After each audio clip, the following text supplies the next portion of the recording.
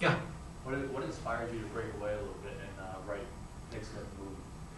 Well, there's a couple things. One, I think anybody who reads a lot thinks about writing a book.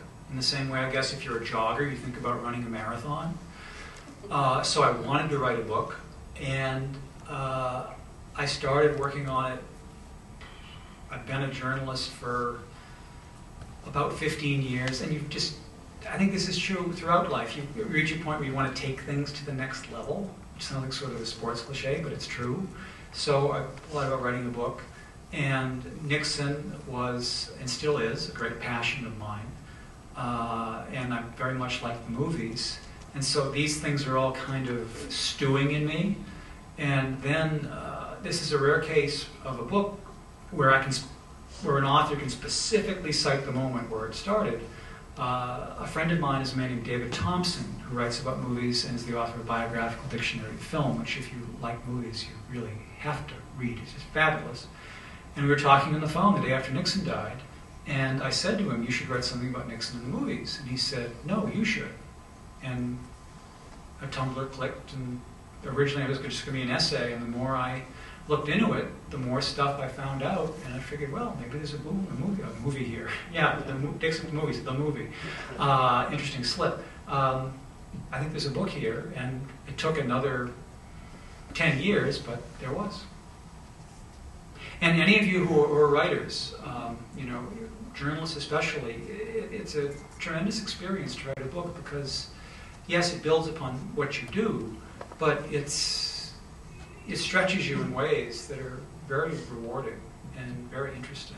And if I could come up with an idea, I'd love to do a different book, but I don't have an idea. Afterwards, if any of you want to share, I'll co-author credit. Happy to offer it. Anyone else? So in reviewing things, movies or other pieces of art, I've always felt like film critics in particular have a different experience of any given movie than the average person in the audience. And so I'm curious if you would feel the same way. Is your experience of any given movie different, would you say, or are you taking in factors that That's a very good question. There are two things I think that differ for a movie reviewer, and I review movies on occasion, but that's not my primary responsibility. So maybe I'm the best person to ask because I have experience of it, but I won't be defensive about it because I have no vested interest. But I think there are two fundamental differences. One is quite practical.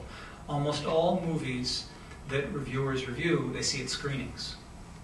And that's a very different experience. The distributor of the movie will screen it anywhere from 2 days to 2 months in advance. And the reviewer will see it with other reviewers in a theater with lots of empty seats.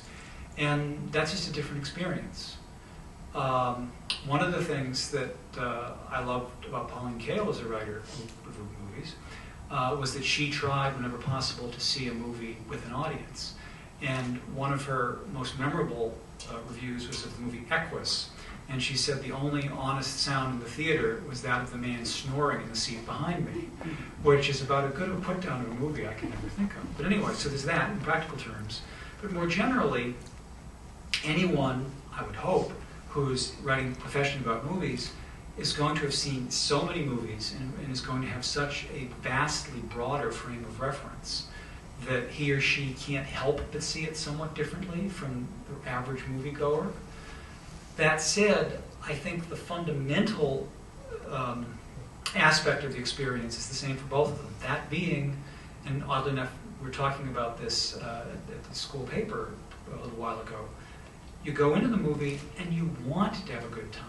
You never go into, certainly if you go out on a Friday night and you've coughed up however many dollars to the tickets and you've got to skip dinner to get there on time, you want to enjoy it. And that's true of any good reviewer too. They should be doing the job because they love movies. And if they criticize a movie, it's not so they can show off, they're writing out of disappointment, not out of superiority. So in that sense, I think, and that's the most important sense, I think this experience is absolutely the same. But yes, there are certain key differences, as you detected, in my opinion. I'm gonna follow that up just real Yeah. quickly, because you talked about the experience of being physically in the place. Yeah. Can you envision the future where every review will be done from home? I mean, do you think it's possible technology will reach a point that you'll review movies, photography shows, museums, in your pajamas at home? Isn't that sad? It's very sad, but it's based on what the answer of that the audience is this thing. It's not a future I want to see. I'm not saying that. I'm just saying, do you think? Depends on how comfortable your pajamas are. I don't think that that's going to happen because reviewing, journalism before it's anything else is a business, which means that reviewing does not have some abstract standard it has to honor. It ultimately honors the needs and wishes of the audience. And, you know, there's a reason people pay a lot of money to go out to see a movie. And it's not just because it is better on a big screen. It's also because they want to get out of their homes. They want to be with other people. And so long as people go outside to see movies, that's how movies are going to be presented for review. And as regards, and then so it's a case-by-case basis for each medium. Obviously with TV, we watch TV at home. So, you know, a reviewer gets a disc and the reviewer watches it wherever the reviewer chooses to do so. But, you know, theater, you have to see it. And the whole point is the experience. A concert is the experience. Usually, if it's a big show that I review, a photography show, there'll be a catalog. So in theory, I could easily just go through the catalog, get the same images, and it's much easier for me to review it that way. But it's different from the experience of being in the room with those images and how they're placed together.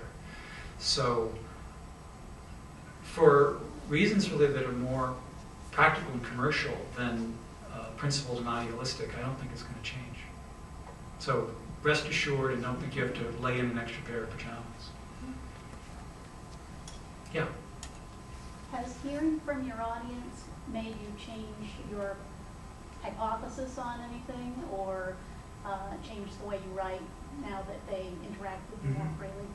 That's a very good question. I haven't thought about that before. Certainly, there'll be mistakes I've made that are pointed out to me. It happens with sad frequency.